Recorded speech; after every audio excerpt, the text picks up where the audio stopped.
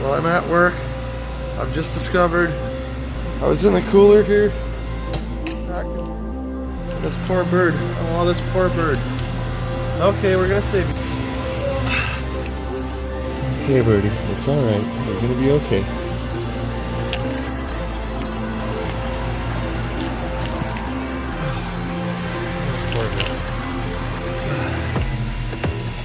Okay. Alright.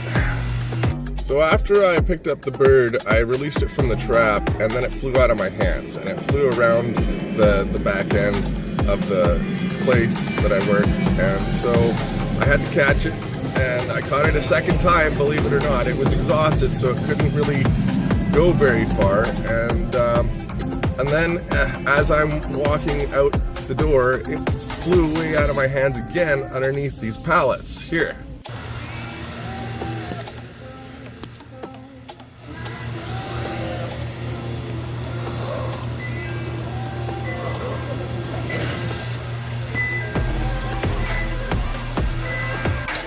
All right, so I caught the bird, I put it outside, and now it's recovering because it is tired.